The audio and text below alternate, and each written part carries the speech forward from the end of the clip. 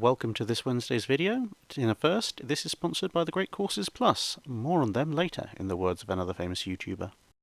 Well, ladies and gentlemen, you've been waiting for it. Quite a few of you have been asking for it. And today we return to the 2nd Pacific Squadron, which is, of course, a Russian fleet. And being from Russia, the phrase, "and then it got worse," is practically a national motto. So let's pick up where we left off before. So, Admiral Russo-Japanese and the 2nd Pacific Squadron had faced and dealt with numerous threats over the past few months. Imaginary Japanese torpedo boats, real English fishing boats, the Kamchatka, almost starting a war with a global superpower, accidentally shooting up their own ships, the Kamchatka, disease, mountainous seas, the Kamchatka, poisonous snakes, prophets of the end times, the Kamchatka, highborn officers running rat hunts through the fleet, being saddled with a bunch of obsolete floating targets that only served to slow them down, and of course, the Kamchatka. Despite the ramshackle and battered nature of his fleet, it must have been almost a relief to the poor admiral when, although he was simply trying to reach Russian Pacific ports, the Imperial Japanese Navy actually eventually showed up on the horizon. At least here were some genuine Japanese warships with actual real-life torpedo boats, which meant that, finally, there was something they were actually supposed to be shooting at.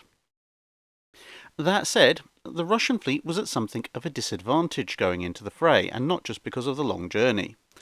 Although theoretically outnumbering Admiral Togo's formation 2-1 in modern niche battleships, the rest of the Russian formation, the destroyers, protected cruisers, and armoured cruisers, was incredibly badly outnumbered, especially in the realm of armoured cruisers, which at the time were seen as secondary units in the line of battle, and in which classification the Japanese held an 8-3 advantage, if you discount the somewhat bizarre Tsushima class. The Russian speed was also quite limited, whilst the Imperial Japanese battle line was restricted to only 15 knots by having brought along some of their older ships, including for some obscure reason the particularly geriatric ex-Chinese turret ironclad Shen Yuan, which had been renamed to the Chinen. The Japanese could, however, maintain this speed, whereas the Russian fleet, if it wanted to stick together, could top out at about 14 knots, but only for very short periods, with their machinery in a very poor state of repair and the ship's hulls horribly fouled with accreted marine life that was kind of par for the course for an 18,000-mile voyage without a visit to an actual major dock. And of course, the dreaded Japanese torpedo boats were actually here for a change.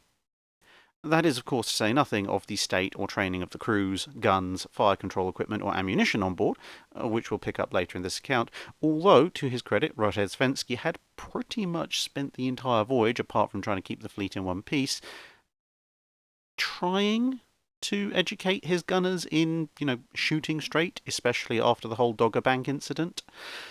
But with such a long and public voyage, the Japanese could not have failed to know the Russians were coming, and so they had a variety of vessels out on scouting duty, both in common shipping lanes and outside of them.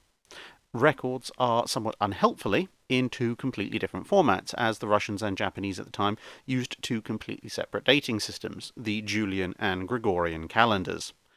But since we've been following the story of the 2nd Pacific Squadron, we're going to use their slightly obsolete dating system. Feel free to look up the dating system under the more commonly used modern calendar if you wish.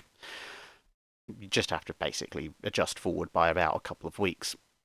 Additionally, every account of the battle differs by, in some cases, up to 30 minutes on the exact timing of certain events, such as when a ship opened fire or when it sank. And so the times that will be presented are by necessity something of an approximation, averaging out across various sources. Again, favouring Russian battle logs where there's a major conflict for some reason, as, after all, we are using Russian dates for this video, and we're following the story of the 2nd Pacific Squadron. On the night before the fateful encounter, the Russian fleet was approaching Japanese-controlled waters. Just after midnight, a Japanese auxiliary cruiser spotted lights on the horizon, which turned out to belong to one of the Russian ships, the hospital vessel Orel, which, in accordance with the rules of war, was still showing lights to prevent it being attacked by mistake in the dark. The Japanese vessel, the Shinano Maru, closed in and correctly identified the Orel as a Russian unarmed auxiliary. Orel, on the other hand, thought Shinano Maru was just another Russian vessel that was undergoing some navigational problems, and so didn't bother to actually tell anyone that it was there, but instead helpfully pointed out by signal light to be careful because there are other Russian ships nearby in the darkness and you might run into them. Thus, unwittingly assisted and very grateful, the Shinano Maru broke contact and radioed the location of the Russian forces back to Admiral Togo, who immediately ordered his fleet to set sail for battle. As he left, Togo sent a signal to Tokyo, advising them of his intention to attack the Russian forces, and very helpfully and politely including a weather report at the end of his report.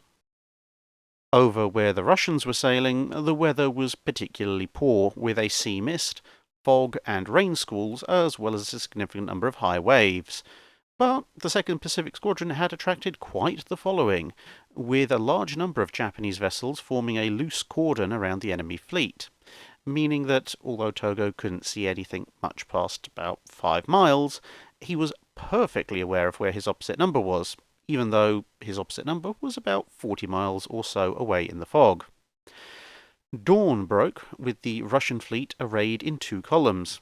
Ahead, the Svetlana, Ural, and Almaz scouted, and behind them, the right-hand column was led by Rozhesvensky aboard the Suvorov, with the most modern battleships, the Alexander III, Borodino, Orel, which helpfully shared a name with the hospital ship we mentioned earlier, the Ostiabaya, as well as 3 older ships, Sisoi, Navarin, and Nakimov. The full names of all of these will be pronounced properly in a separate video, please forgive me for that. The left-hand column was commanded by Admiral Nebogotov, with 4 older battleships, Nicholas I, Apraksin, Senyavin, and Ushakov, along with the cruisers Oleg, Aurora, Donskoy, and Vladimir Monomakh. Each column was allocated a single cruiser and 2 torpedo boats to guard its flanks, with all the transports and the remaining torpedo boats in between the 2 columns, with the hospital ship stationed to the rear. And so before we get into the main battle itself, let's take a brief moment to talk about the channel's first sponsors. The Great Courses Plus is a subscription-based, on-demand video learning service with a number of lectures and courses available from various highly qualified professors from various Ivy League universities and various renowned academic institutions such as the Smithsonian and, if you're interested in cookery, the Culinary Institute of America. They have quite the library of videos on almost any subject you could be interested in. Of course, the fact that you're here means you're probably interested in naval history, and they definitely have videos on that. In particular, I quite like the Decisive Battles of World History series. They even have a lecture, number 31, shown for you on screen now, which is on exactly the same subject that you're listening to now. And I'm pleased to see they've included a number of other famous naval battles in that series. So if you fancy watching that video, or any of the others they have on naval history, or I guess if you're interested in other subjects, they've got stuff on that too, there is apparently a free trial code, which should be appearing on the screen now, and also in the description below, which is of course thegreatcoursesplus.com/Drakinifel, apparently. And so back to 1905, bearing in mind that we are of course using the Russian dating system of the period. The Battle of Tsushima is about to start. 40 miles from Tsushima Island, the Russian fleet spots the Japanese cruiser Izumi. In return, the Izumi spots the cruiser Zemchug on the right flank of the Russian formation. With the main Japanese fleet still very much in the distance, the Russians hoist flags to commemorate the Tsar's coronation day, even as they begin to receive signals from the ships at the rear of their formation that even more Japanese vessels are coming into view. Rozhesvensky orders the Russian fleet to assume battle formation, and the transports drop back. The battleships and armoured cruisers merge into a single long line of battle, with Rozhesvensky of course taking the lead aboard his flagship the Suvorov, much as Togo is doing aboard Mikasa a few dozen miles away. 4 more Japanese cruisers appear to the west, and another steamer crosses the front of the Russian formation. Fearing a torpedo attack, The Zemchug fires several shots and the steamer withdraws. Rossesvensky orders that there be no pursuit. Admiral Togo sends his men to lunch and surveys his fleet. The consequences of interference from St. Petersburg on the Russians' chances are quite telling. Without having to wait for the questionable ships of the 3rd Pacific Squadron, and without his subsequent rate of advance being further hampered by them, Rossesvensky would have been in this area months earlier, when a number of Japanese ships would still have been in the shipyards repairing damage from encounters with the 1st Pacific Squadron. Instead, practically every combat-capable ship in the Japanese fleet is here, and Togo has spent the intervening time drilling his men over and over and over in gunnery. Which, to be fair, as far as he can, so has Rossesvensky. Orel fires a single shot, that's the battleship, not the hospital ship, rapidly signalling apologies to the flagship, saying that it was an accidental discharge. But in a scene reminiscent of the very earliest days of the voyage, other ships, unsure of what's going on, begin to open fire as well on general principle. The older ships under Nebogotov are especially enthusiastic in their displays of gunnery. Not to be left out, the recently arrived Japanese cruisers fire a few shots in the general direction of the older Russian ships and slip away back into the fog. Rossesvensky curtly signals his fleet not to waste ammunition, presumably hurling another set of binoculars into the sea. With the scouting elements of the Japanese fleet still the only ones visible, Rossesvensky orders a course change to Vladivostok, which is his intended final destination, hoping against all hope that he's caught Togo flat-footed and the fleets won't have to engage. No sooner has the fleet settled onto this course than a small group of Japanese cruisers, an actual, real-live, all-singing, all-dancing, all-features included, protected by the Emperor, torpedo boats, begin to move to cross the T of the Russian fleet. Worried about a torpedo attack on his lead battleships and determined to sweep this small formation aside, Rossesvensky orders his main ships into a line abreast, a far more potent display of force that allows every forward-pointing gun on his capital ships to bear at the same time. Falling out of line ahead into line abreast does require a bit of skill and some clever handling, but 3 of the 4 leading battleships execute it perfectly. Unfortunately, Alexander III gets it wrong and turns the wrong way. Soon enough, the rest of the line is piling up in confusion as Rossesvensky tries to decide whether burying his head in his hands, slamming it repeatedly into the nearest bulkhead, or screaming incoherently whilst hurling binoculars at every ship in sight is more becoming for a man of his position. Wearily, he cancels the order and orders the ships back into line-ahead formation instead. This first gave him 2 columns once again, this time with the 4 leading ships, including himself on the right, and everybody else in their own line to port. What he really needed was some more time to re-establish the single line-ahead formation, as the small Japanese squadron that had prompted all this had quietly slipped away in the confusion. But he wasn't going to be granted that time. Admiral Togo meets up with Admiral Dewa's squadron, which has been keeping watch ahead of the Russian formation. Shortly thereafter, the Japanese fleet turns south-southwest and makes direct contact with the Russian fleet. A British observer aboard one of the Japanese ships noted this as a moment calling for prompt and dedicated action. Understatement of the century, really, there. On the Russian side of things, the command elements of the fleet headed for their ships' various conning towers. As the Imperial Japanese Navy began to cross the Russian T, both sides stared intently at each other, waiting for just the right moment. Since Togo had an actually good signals officer, he had prearranged most of his signals, and so a simple flag, Z, was hoisted soon after. At the time, the Imperial Japanese Navy was strongly influenced by the Royal Navy, and the pre-written message that the flag signified has more than a touch of Nelsonian inspiration to it. The Empire's fate depends on the results of this battle. Let every man do his utmost duty. Having closed the distance down to almost within main battery range, the Japanese fleet now begins a U-turn to bring them back across the face of the Russians at this new decreased range. But for a few minutes, the leading ships of their fleet will be practically stationary. This is an excellent opportunity to start landing some hits. At the orders of Rossesvensky, Suvorov opens fire, along with Alexander III and Borodino. Behind them, other ships are still trying to assemble into a line ahead, and the lead ships are in the way. Nevertheless, despite the privations and trials of their long voyage, at least some of Rossesvensky's lessons have stuck. The first shell hits the water scarcely 20 yards away from the Mikasa, followed shortly thereafter by dozens more. As the formations progress, more and more Russian ships add their fire, until within the space of 5 minutes, Mikasa is hit 19 times without scoring a single hit in reply. The sea around the Japanese flagship boils and steams from the sheer number of near misses.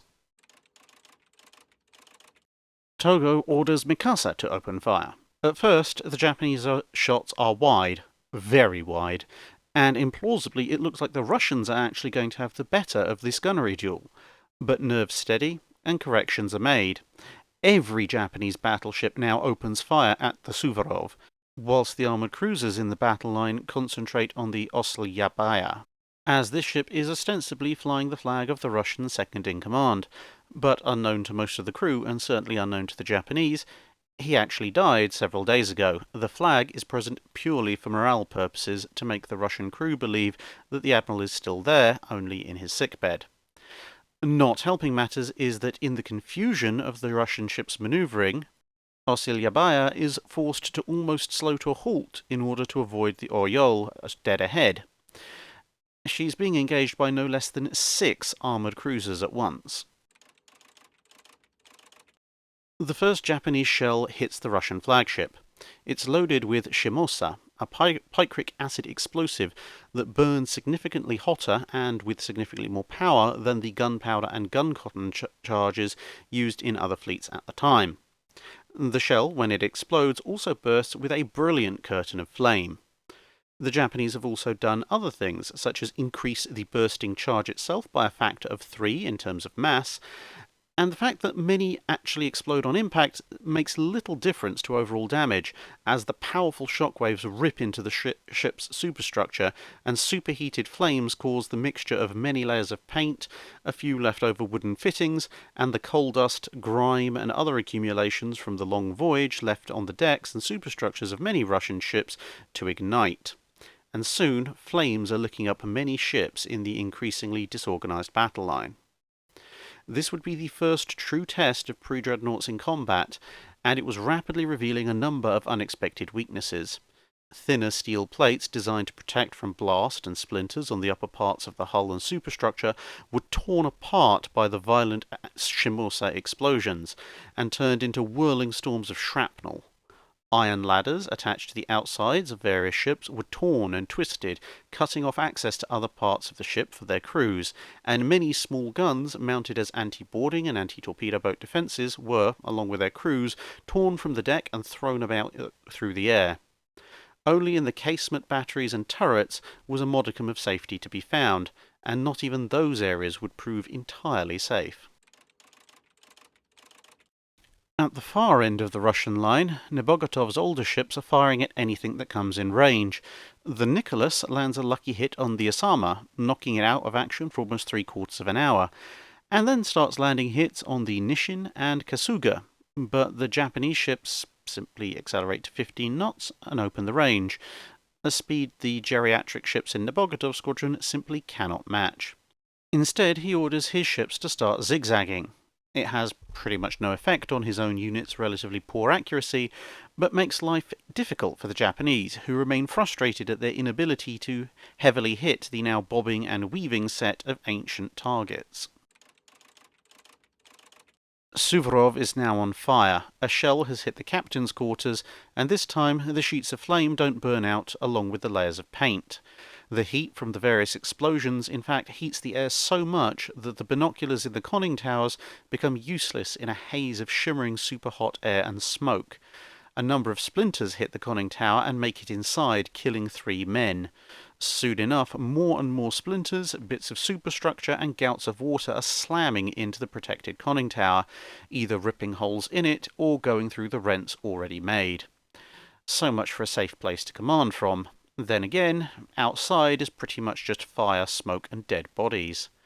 The captain begs Rossesvensky to change course, but he refuses. Whilst such a change would throw off Togo's firing solution, it would also disrupt Suvorov's own. Then a shell hits and tears a hole in the ship below the waterline. Finally, Rossesvensky orders the ship to turn to starboard, in theory putting the two fleets on roughly parallel courses. More splinters enter the conning tower, this time lightly wounding the admiral. He sits in a chair and observes the carnage. 6 people are now dead inside the conning tower, more are still wounded, and nobody can even so much as see outside to work out how bad it is elsewhere on the ship.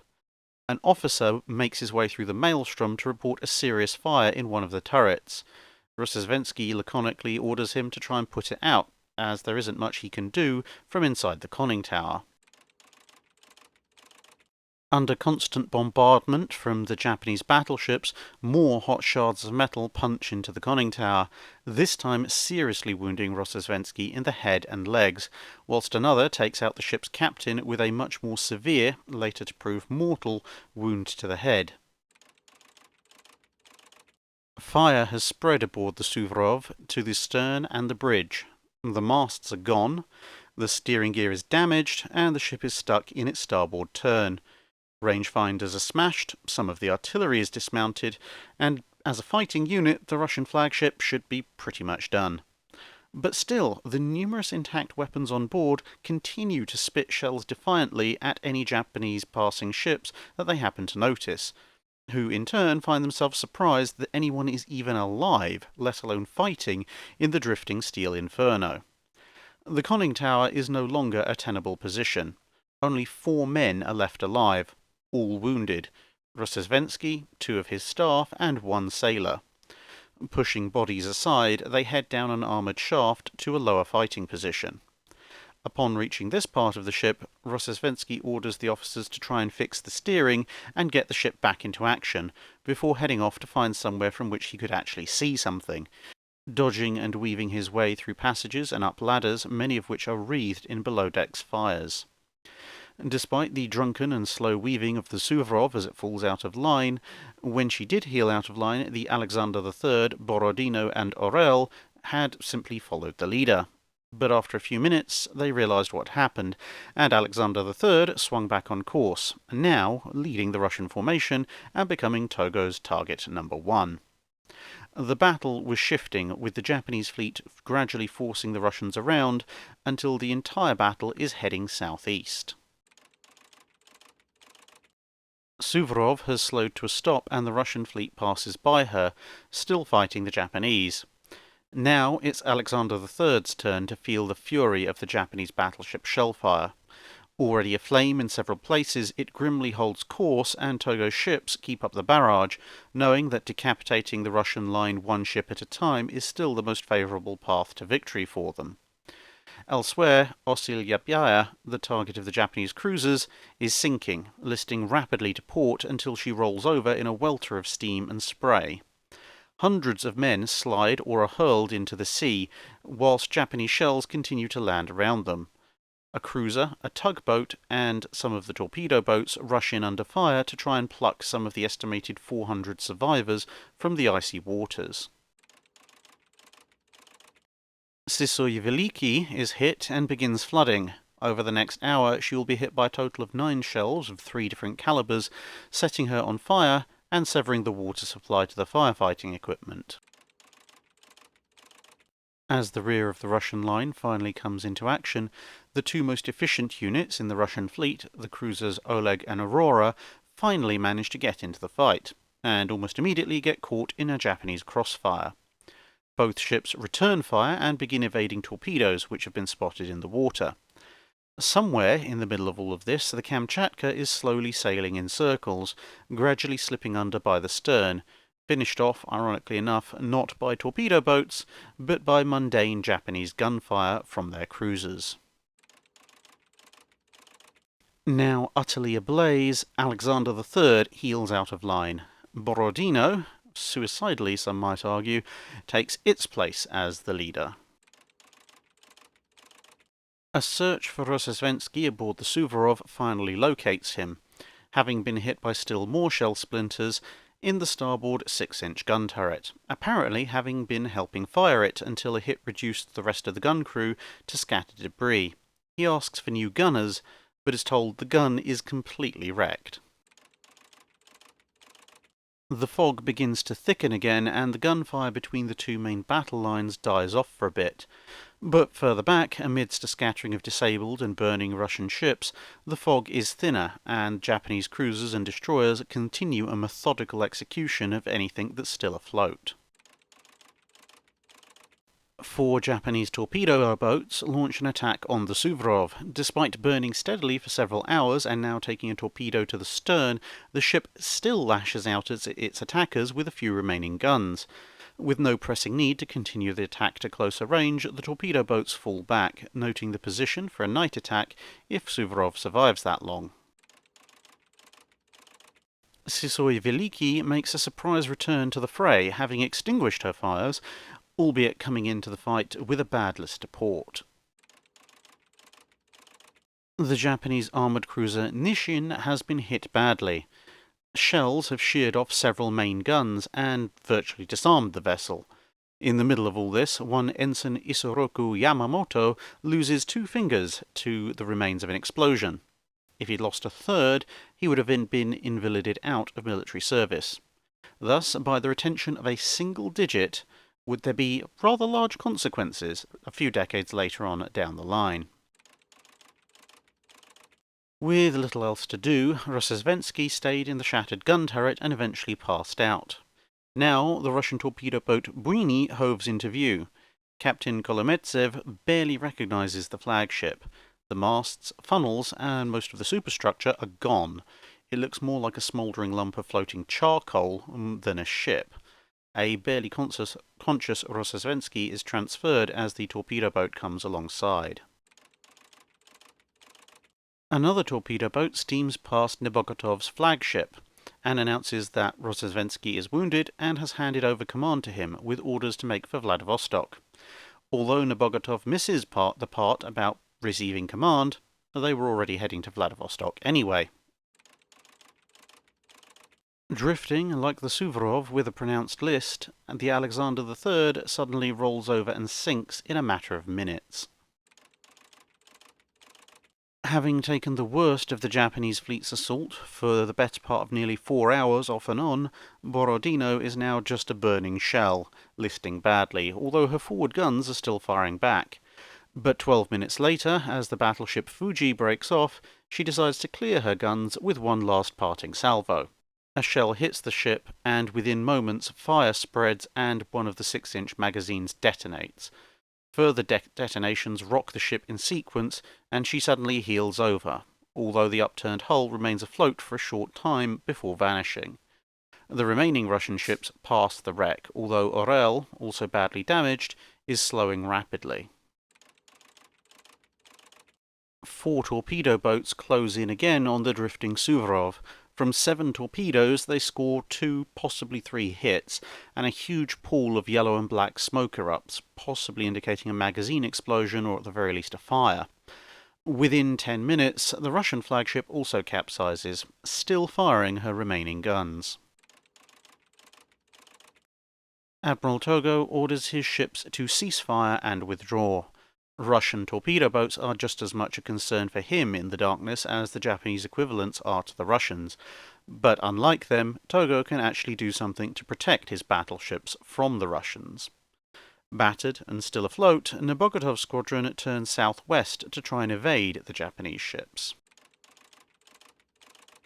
With the darkness now total, Nebogotov's units try to head northeast again, but one by one, either through damage or lack of trust, Russian ships begin to drop back or peel away from the formation. Over the night, Japanese torpedo boats attack several times, amongst other things scoring what will eventually be a mortal hit on the Sisoi Veliki and a similar hit on the cruiser Admiral Nakimov. As dawn breaks on the 15th, only 4 other ships are following the Nicholas, Nebogotov's flagship. Completely cut off from all help, damaged and surrounded by attacking torpedo boats, the Oleg and the Aurora head southwest out of the battle area.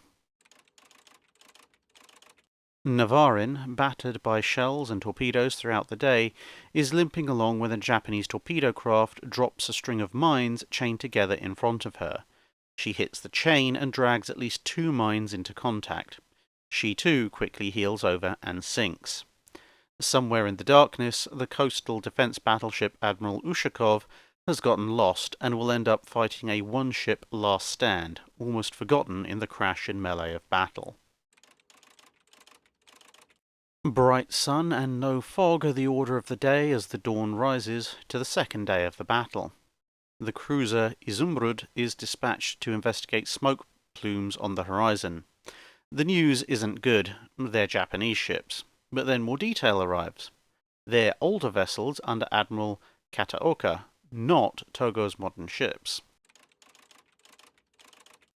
Far to the south, Oleg and Aurora, along with the Zemchug, face a dilemma over which direction to go. Many officers favour heading north again, and Admiral Enquist is possibly the least effective admiral in the Russian fleet, very easily swayed. But eventually he orders them to make for China, but is then, soon thereafter, persuaded to head for Manila instead, where it's somewhat less likely that the Japanese would be able to force the now American territory to give up the ships, as opposed to the recently defeated Chinese. Hearing that they're facing off against older Japanese ships, the remaining Russian force is heartened and makes for battle. But even these older ships are still in better condition than the Russians and use their superior speed to drop back, which is probably for the best for them. A few protected cruisers and an old Chinese turret ironclad are probably one of the few Japanese forces that Nebogotov could confidently engage with a hope of victory. But of course, Kataoka had help, and soon thereafter, Togo's forces appear on the horizon. Finding himself surrounded and outnumbered 27-5, Nebogotov hoists a signal that indicates surrender and calls a war council. 5 minutes into the debate, the Japanese open fire. Within 10 minutes, the Nicholas has 6 different shell holes below the waterline. At his wit's end, Nebogotov, conscious of the remaining crewmen still alive in his squadron, orders the signal be hauled down and the Japanese flag hoisted, a much more blatant act of surrender that hopefully won't be missed. The others follow suit, except for the cruiser Izumrud, which notices a gap in the encircling ships and uses its speed to break through the line and escape. Admiral Togo sends 2 officers to the Nicholas, indicating he is prepared to take an honourable surrender, but that Nebogotov must come to Mikasa immediately, and no attempt must be made to sabotage the ships that are left. The Japanese ships look to the Russian admiral as if they're intact. In fact, this is only true compared to the Russian vessels. Mikasa is sporting more than 30 separate hits. Shikishima has had one of its guns explode. Fuji had a main gun blown off by a shell hit from a Russian vessel. Nishin has been practically disarmed, and a number of other ships had taken mild to moderate damage. Still, the Imperial Japanese Navy is very definitely the victors of this engagement. Togo allows Nebogotov to make a conditional surrender. He agrees that he will report the battle's outcome to the Tsar, and the personal property of the crew will be respected. He will also pass on a request to his superiors regarding repatriation, if the Russians are still welcome back home, that is. Congratulating his opponents on having made it this far round the world, the Japanese admiral dispatches men to begin securing his prizes. And with that, the Battle of Tsushima is officially over. The 3 Russian cruisers that had headed south would eventually reach Manila, encountering an American squadron of 2 battleships and 3 cruisers along the way. Aurora, of course, would go on to take part in the Russian Revolution, and survives to this day in St. Petersburg. After a long journey, including a switch of torpedo boats, Rossesvensky was eventually captured by the Japanese when 2 of their own torpedo boats found and chased down the 2 Russian ships that had been entrusted with getting the admiral to Vladivostok. He would be treated for his injuries in a Japanese hospital, and eventually repatriated. Despite his injuries, and despite being out of action for most of the battle, he would face his court-martial bravely, insisting that all responsibility was his. As a result, the sentences passed on the various officers were commuted by the Tsar to minimal punishments. He would die of a heart attack in 1909, Admiral Togo was promoted, honoured, and amongst other things given control over the education of the future Emperor Hirohito. He would live until 1934, dying of cancer at the age of 86. In total, 21 Russian ships would be sunk, captured, scuttled, or otherwise lost. 3 of them made it to Vladivostok. The Japanese would only lose 3 torpedo boats. A number of the surrendered ships would then be taken into Japanese service under new names.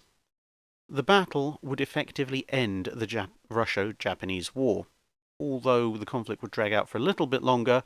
Without any ability to contest the seas, and with Japanese supply lines secure, Russia was quickly forced to the negotiating table, and the war ended with the Treaty of Portsmouth.